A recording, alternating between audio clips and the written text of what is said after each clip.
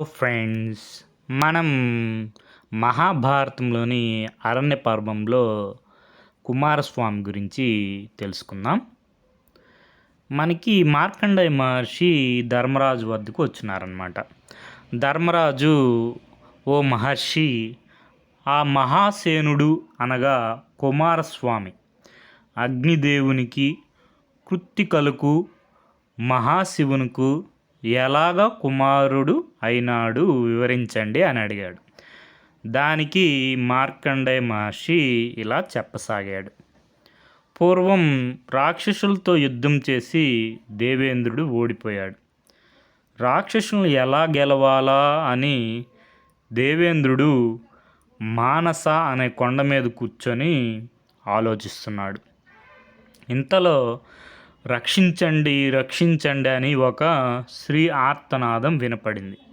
దేవేంద్రుడు అది విని ఆ స్త్రీని రక్షించడానికి వెళ్ళాడు. అక్కడ కేసి అనే ఒక రాక్షసుడు ఒక స్త్రీని బలవంతంగా ఆకాశ మార్గాన ఎత్తుకుపోతున్నాడు. దేవేంద్రుడు తన వజ్రాయుధం తీసుకొని ఆ రాక్షసుని వెంబడించాడు. ఆ రాక్షసుడు తన గదను దేవేంద్రుని మీదకి ప్రయోగించాడు. దేవేంద్రుడు తన వజ్రాయుధంతో ఆ గదను ముక్కలు చేశాడు. ఆ రాక్షసుడు ఆ కన్యను వదిలి పారిపోయాడు.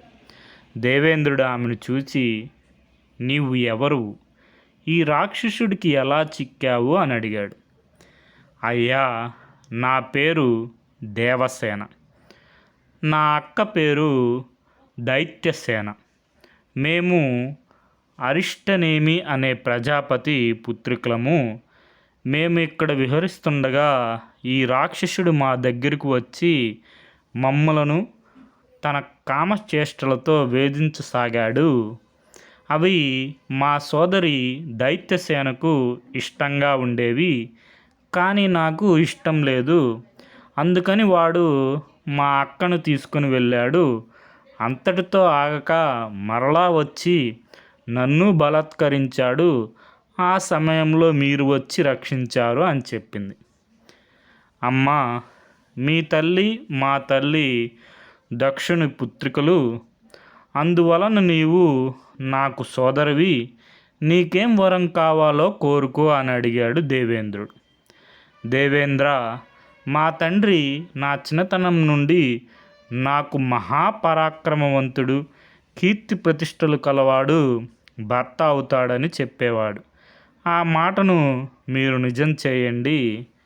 దేవతల చేత, రాక్షసుల చేత గెలవ శక్యం కానివాడు, భయంకరమైన శత్రువులను చంపేవాడు, త్రిలోకములను రక్షించేవాడు, నీకు ఇష్టమైన వాడు, అలాంటి వాడిని నాకు భర్తగా ప్రసాదించు అని అడిగింది. ఆ మాటలు విని దేవేంద్రుడు ఈ విధంగా ఆలోచించాడు. ఈరోజు అమావాస్య, సూర్యుడు చంద్రుడు ఏకరాశిలో ఉంటారు. ఇది రౌద్రముహూర్తము, పైగా సూర్యోదయ సమయము. ఇప్పుడు అగ్నిదేవుడు మహారుషులు అర్పించిన హవిస్సులను తీసుకొని సూర్యమండలం ప్రవేశిస్తున్నాడు. కాబట్టి సూర్యుడు చంద్రుడు అగ్ని కలిసిన ఈ రౌద్రకనామ ముహూర్తంలో సూర్యచంద్ర అగ్ని తేజములతో జన్మించిన వాడు ఈమెకు భర్త కాగలడు అని అనుకున్నాడు. వెంటనే దేవసేనను తీసుకొని దేవేంద్రుడు బ్రహ్మదేవుని వద్దకు వెళ్ళాడు. దేవసేనకు తగిన భర్తను ప్రసాదించమని కోరాడు. దేవేంద్ర, ఈ కన్యకు గొప్ప వీరుడు భర్త కాగలడు. అతడు దేవసేనలకు సేనాపతి కాగలడు. మీ కష్టములు అన్నీ తీర్చగలడు అని బ్రహ్మదేవుడు చెప్పాడు. వశిష్ఠుడు మొదలైన సప్త ఋషులు అమావాస్య హోమం చేస్తున్నారు. హవిస్సులను స్వీకరించి దేవతలకు అందించడానికి అగ్నిదేవుణ్ణి ఆహ్వానించారు. ఆ సమయంలో మునిపత్నుల భార్యలు అందరూ చక్కగా అలంకరించుకొని తమ భర్తల పక్కన కూర్చొని యాగంలో పాల్గొంటున్నారు. వారిని చూచాడు అగ్నిదేవుడు.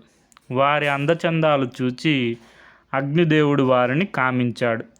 వారిని తాకాలి అనుకున్నాడు. మునిపత్నులు తమ చుట్టూ తిరుగుతున్నప్పుడు తన జ్వాలలను ప్రజ్వలింపజేసి వారిని తాకి ఆ స్వర్శాసుఖం పొందాలని ఆరాటపడుతున్నాడు. ఆ హోమం ముగిసింది. సప్త ఋషుల భార్యలు వెళ్ళిపోయారు. అగ్నిదేవుడి విరహ బాధ ఎక్కువ అయింది. అగ్నిదేవుని భార్య స్వాహాదేవి ఇది పసిగట్టింది. తన భర్త కోరిక తీర్చడానికి సప్త ఋషుల్లో ఒకరైన అంగీరసుని భార్య శివ అనే ఆమె రూపం తాను ధరించింది. అగ్నిదేవుని దగ్గరికి వెళ్ళింది. నేను అంగీరసుని భార్య శివను. నాకు నా తోటి వారైన సప్త ఋషుల భార్యలకు నీ మీద వలపు ఏర్పడింది. మేము అందరం నిన్ను పొందాలని నిశ్చయించుకున్నాము. నీ మనసు తెలుసుకోవడానికి ముందుగా నన్ను పంపించారు. నాతో రతి క్రీడల్లో మునిగి తేలుము అని చెప్పింది. అగ్నిదేవుని ఆనందానికి అవధులు లేవు. శివరూపంలో ఉన్న భార్యతో కామసుఖాలు అనుభవించాడు. స్వాహాదేవి తన భర్త వీర్యాన్ని తనలో నింపుకొని ఒక గరుడ పక్షిగా మారి వాయు వేగంతో శ్వేత పర్వతానికి వెళ్ళి అక్కడ రెల్లు గడ్డిలో పెట్టబడిన ఒక కుండలో తన భర్త వీర్యాన్ని దాచింది. మరలా తన భర్త అగ్నిదేవుని వద్దకు వచ్చింది. మరొక భార్య ఋషి రూపంలో తన భర్తతో కామసుఖాలు అనుభవించింది. మరలా పక్షి రూపంలో ఎగిరిపోయి భర్త వీర్యాన్ని కుండలో పెట్టింది. ఈ ప్రకారం స్వాహాదేవి సప్త ఋషుల భార్యల రూపంలో తన భర్తతో సంగమించి ఆ వీర్యాన్ని శ్వేత పర్వతంలో ఒక కుండలో నిక్షిప్తం చేసింది. కానీ ఒక్క అరుంధతి రూపం మాత్రం ధరించలేకపోయింది. ఆ విధంగా 6 మార్లు కూర్చిన అగ్నిదేవుని వీర్యం నుండి సూర్య తేజంతో 6 ముఖములు 12 చేతులతో కుమారస్వామి జన్మించాడు. శుక్లపక్షము పాడ్యమందు వీర్య సేకరణ, విధియనాడు గర్భం ధర్మించడం, తదియనాడు దేహం ఏర్పడడం, చవితి నాడు అన్ని అవయవాలు ఏర్పడడం, పంచమి నాడు పూర్తి ఆకారంతో లేచి నిలబడడం, త్రిపురములు దహించినట్టి శివుని విల్లును ధరించడం జరిగింది. కుమారస్వామి ఆ విల్లును ఎక్కుపెట్టాడు. ఆ ధ్వనికి ఐరావతము, సుప్రతీకము అనే ఏనుగులు కుమారస్వామి మీదకి లంఘించాయి. వాటిని కుమారస్వామి తన చేతులతో అణిచిపెట్టాడు. ఒక్క చేత్తో తన సహజంగా వచ్చిన ఆయుధం శక్తిని పట్టుకున్నాడు. ఒక చేత్తో వినోదంగా ఒక కోడిని పట్టుకున్నాడు. శంఖం పూరించాడు. బొటన వేలుని నోట్లో పెట్టుకుని చప్పరించాడు. 2 చేతులతో ఆకాశాన్ని చరిచాడు. ఒక బాణంతో క్రౌంచ పర్వతాన్ని భేదించాడు. తన శక్తి ఆయుధాన్ని ప్రయోగించి శ్వేత పర్వతాన్ని ఛేదించాడు. తన 6 ముఖములతో సింహనాదం చేశాడు. ఆ సింహనాదానికి పర్వతాలు చెలించాయి, సముద్రాలు పొంగాయి, భూమి కంపించింది. ఆ ఉత్పాతాలకు భయపడి ఋషులు శాంతి హోమాలు చేశారు. అప్పుడు చైత్రరథం అనే అడవిలో ఉన్న జనమంతా ఇది అంతా సప్త ఋషుల భార్యలకు అగ్నిదేవుని వల్ల జన్మించిన బాలుని వల్ల జరుగుతుందని ఆక్రోశించారు. ఈ అపనింద భరించలేక ఋషులు తమ భార్యలను వదిలివేశారు. కానీ కొంతమంది మాత్రం ఇందులో వారి తప్పులేదు, అగ్నిదేవుని భార్య స్వాహాదేవి వారి రూపాల్లో అగ్నిదేవునితో సంగమించింది అని చెప్పుకున్నారు. వెంటనే అగ్నిదేవుని భార్య స్వాహాదేవి ఋషుల దగ్గరికి వెళ్ళి నిజం చెప్పింది. అయ్యా, ఈ బాలుడు నాకు నా భర్తకు జన్మించాడు. నీ భార్యలకు ఎలాంటి సంబంధం లేదు. వారిని విడిచిపెట్టడం న్యాయం కాదు అని చెప్పింది. కానీ ఋషులు ఇది నమ్మలేదు. తరువాత విశ్వామిత్రుడు అనే ముని ఆ బాలకుని వద్దకు వెళ్ళి అతనికి జాతక కర్మలన్నీ చేశాడు.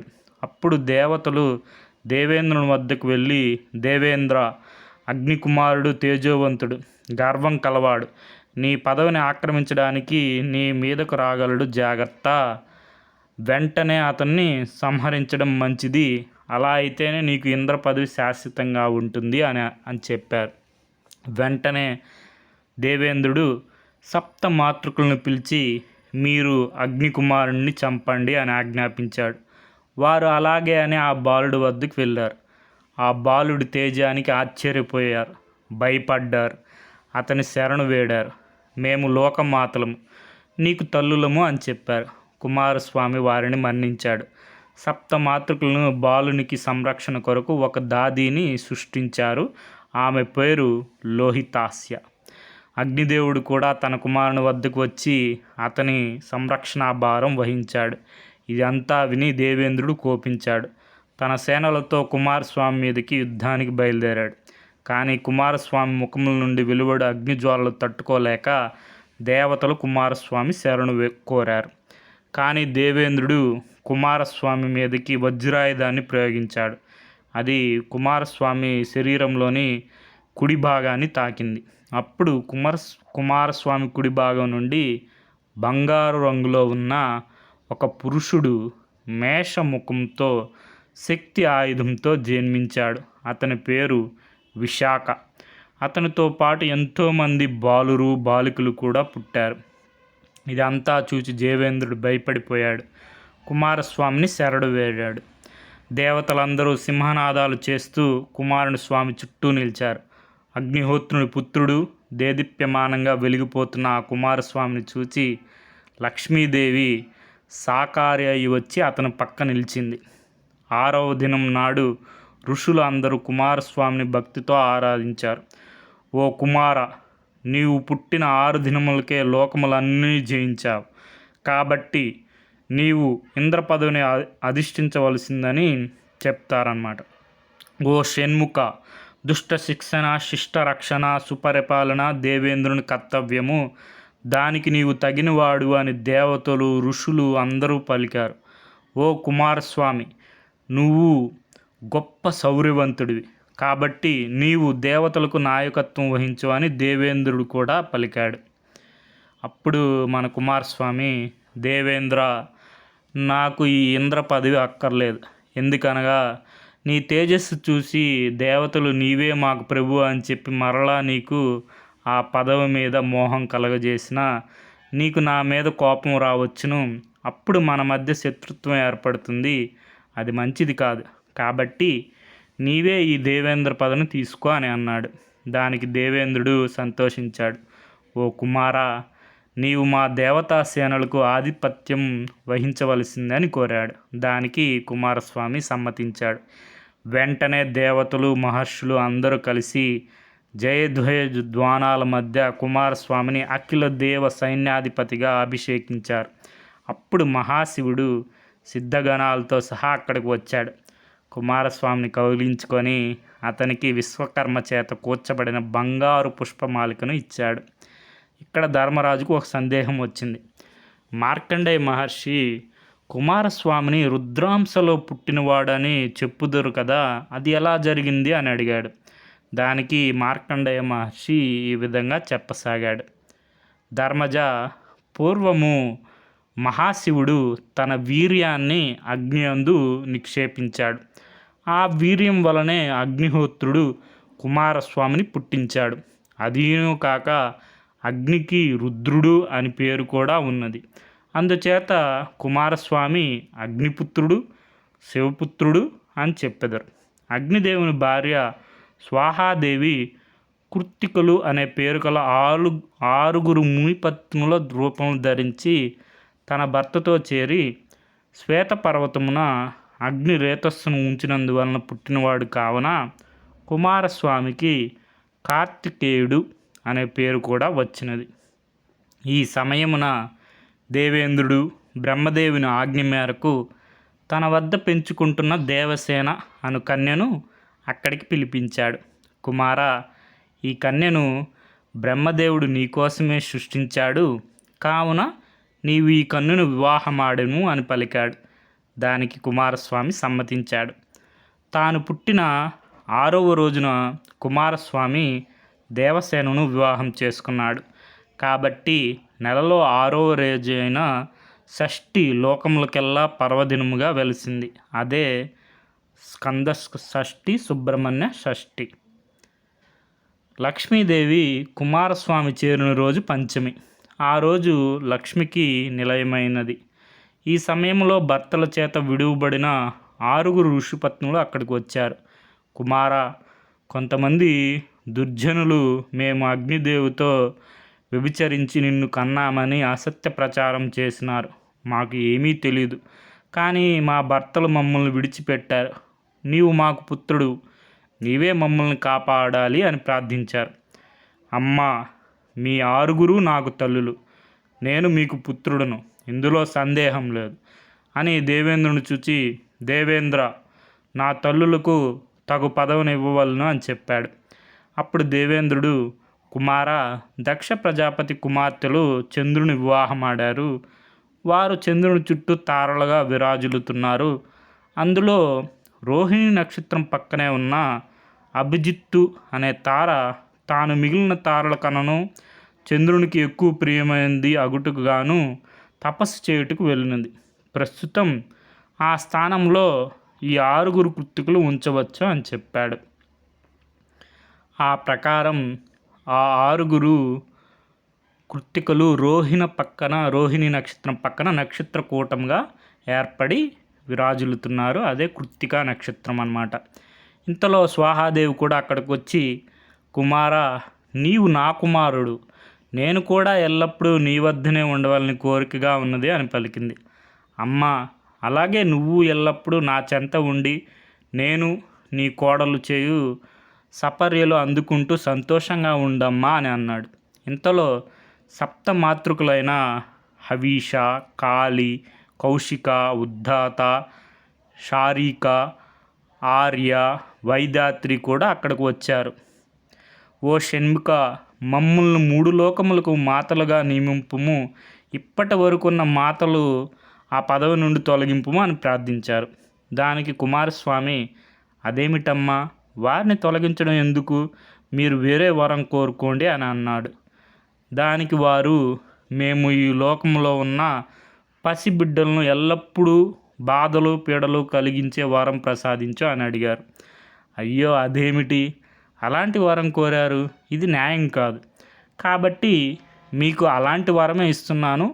మీకు మొక్కిన, మిమ్మల్ని కొలిచిన, మిమ్మల్ని వేడిన మీరు ఆ పసిబిడ్డలకు ఎలాంటి హాని చేయకుండా వారిని కాపాడుదురు కాక. మీరు నరులను 16 ఏళ్ళు ప్రాయం వచ్చేదాకా బాధించండి. మీకు నా అంశతో జన్మించిన వాడు రక్షగా ఉంటాడు అని ఒక మగవాడిని పుట్టించాడు.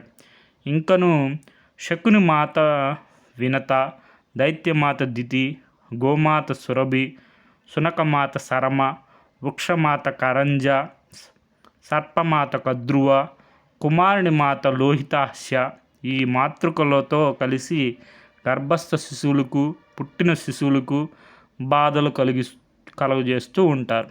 అదియు కాక దేవగ్రహములు, పితృగ్రహములు, గాంధర్వ గ్రహములు, యక్షగ్రహములు నరులకు బాధలు కలుగజేస్తూ ఉంటాయి.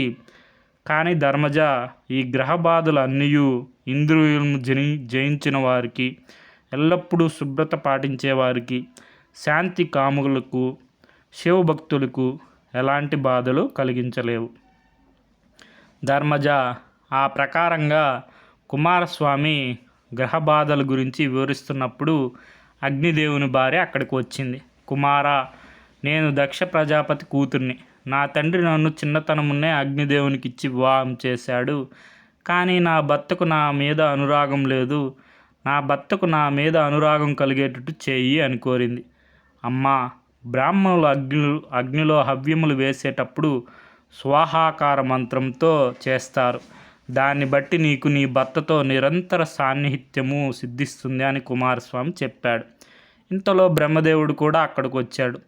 అక్కడే ఉన్న శివుణ్ణి చూచి బ్రహ్మదేవుడు, కుమార, ఈయన మహాశివుడు, త్రినేత్రుడు, త్రిపురాంతకుడు.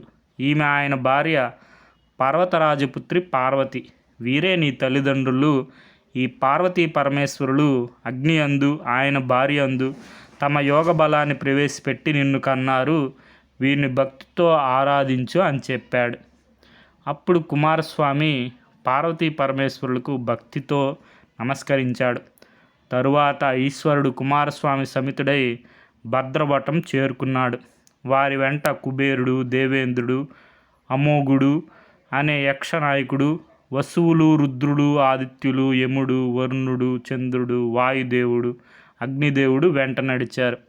ధర్మజ, ఆ సమయంలో మహిషాసురుడు రాక్షస సేనలతో దండెత్తి వచ్చాడు. క్షణాలలో దేవతల సైన్యాన్ని నాశనం చేశాడు. ఇది చూచి దేవతలు యుద్ధం చేయడానికి భయపడి పారిపోయారు. కానీ దేవేంద్రుడు దేవతా సైన్యానికి ధైర్యం చెప్పి మరలా యుద్ధోన్ముఖులు చేశాడు. రాక్షసులకు దేవతలకు ఘోరంగా యుద్ధం జరిగింది. ఆ యుద్ధంలో శివుడు కూడా పాల్గొన్నాడు. ఆ సమయంలో మహిషాసురుడు శివుని రథాన్ని పట్టుకున్నాడు. రాక్షసులందరూ శివుడు మహేశ్వరుని చేతిలో మరణిస్తాడు అని అనుకున్నారు. అప్పుడు శివుడు కుమారస్వామిని చూచి, కుమారా, చూచితవా వీడి సాహసము? నా రథాన్ని పట్టుకున్నాడు. వీడికి ఆయువు మూడినది, వీడిని వెంటనే సంహరించు అని అన్నాడు. కుమారస్వామి తన చేతిలో ఉన్న శక్తి ఆయుధాన్ని మహిషాసురుని మీద ప్రయోగించాడు. ఆ శక్తి మహిషాసురుని దహించింది. మిగిలిన రాక్షసులను సమూలంగా నాశనం చేసింది. దేవతలందరూ కుమారస్వామిని స్తుతించారు. అప్పుడు శివుడు దేవేంద్రుని దేవతలు చూచి, చూచిత్రా, కుమారుని పరాక్రమం, ఇక మీదట మీరు నన్ను ఏ విధమైన పూజ్యాభావంతో చూస్తారో అదే పూజ్యాభావంతో కుమారస్వామిని కూడా పూజించండి అని చెప్పి భద్రవటానికి వెళ్ళాడు. ఆ విధంగా షణ్ముఖుడు దేవతలకు శత్రువులైన రాక్షసులను అందరినీ ఒక్క రోజులో జయించాడు. ఈ కథను మనుషులు చదివినా వినినా సప్త కష్టాలు తొలగి సుఖశాంతులు సంతోషాలు పొందుతారు అని మార్కండేయ మహర్షి ధర్మరాజుకు కుమారస్వామి జననము మొదలు దానవ సంహారం వరకు వివరించాడు. మనకి దీనికి మూలం వచ్చి మహాభారతం అరణ్య పర్వం పంచమాశ్వాసం. తెలుగు అనుసరణ కవిత్రయం పాదరేణువు మొదలు వెంకట సుబ్రహ్మణ్యం గారు. Okay friends, thank you for watching.